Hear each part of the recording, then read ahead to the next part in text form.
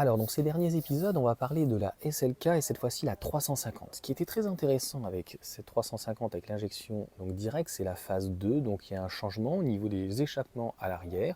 Donc, elle était aussi donc noire avec un sport, donc petit liseré au niveau des ceintures sur piqûre rouge. Pratiquement toute option, on en reparlera juste après. Donc les changements, les échappements à l'arrière, toujours en aluminium, mais on va dire au niveau de la sortie différente. Et puis un nez encore beaucoup plus affûté, donc inspiré on va dire des Formule 1, et un volant aussi qui était sympa, qui était changé. Donc le véhicule avait vraiment toutes les options, même le volant électrique, mais pas chauffant, siège chauffant, aircraft, climatisation auto, le gros GPS à l'époque qui coûtait plus de 3000 euros.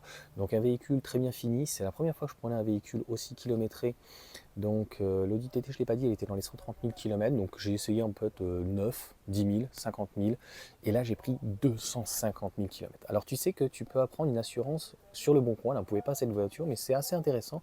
Pour 2 à 300, 400 euros, ça peut être intéressant d'avoir donc pour le coup batterie, une assurance en plus. Alors, je regarde que le micro fonctionne quand même bien, même si je vois le retour.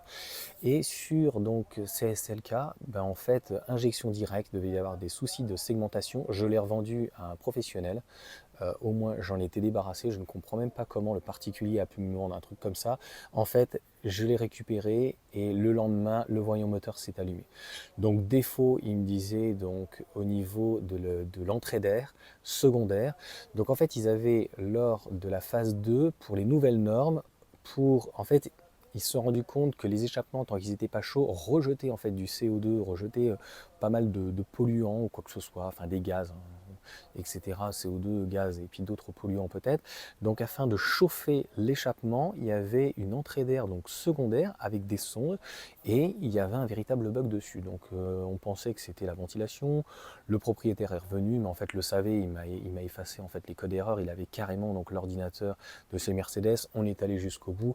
C'est pour ça que c'est la dernière fois que je pense je prendrai un véhicule d'occasion, que ce soit un particulier ou un professionnel, parce qu'on se s'est fait, mais il n'y a pas d'autre mot, mais baiser, j'ai perdu, je crois, sur un an, peut-être 2 ou 3 000 euros.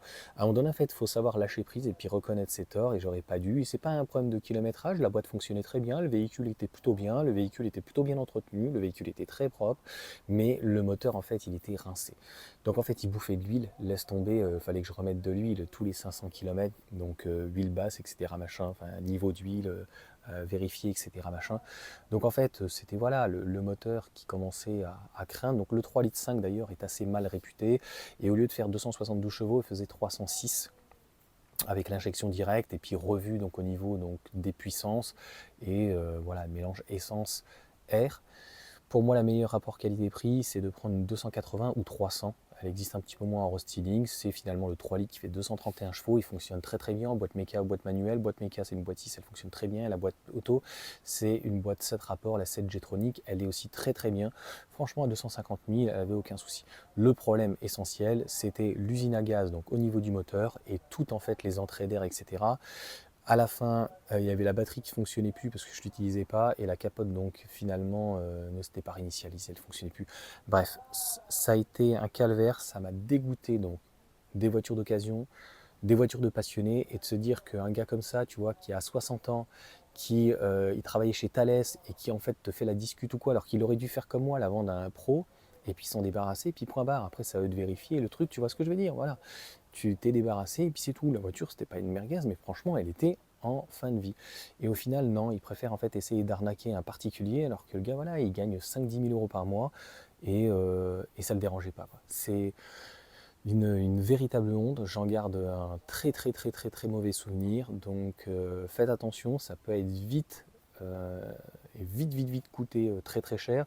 Si c'est pour prendre en fait un V6, dans ces cas-là, sans prendre un diesel, il vaut mieux se tourner sur soit le 1,8 litre compresseur ou les nouvelles générations de mémoire à partir de 2012-2014, donc avec le 2 litres ou le 1,6 litre. Je ne sais pas ce qu'il vaut.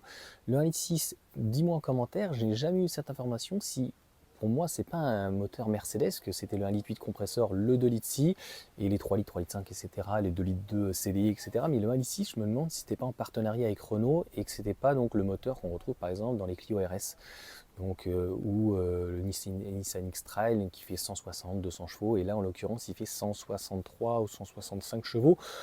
Comme en fait il a un petit turbo, la voiture est quand même très lourde, c'est des véhicules très classe, mais passer quand même un certain kilomètre, c'est toujours le même problème, ça dépend en fait comment le véhicule a été entretenu. Le véhicule peut avoir 300 000 km et bien entretenu et clairement ça ne posera pas de problème.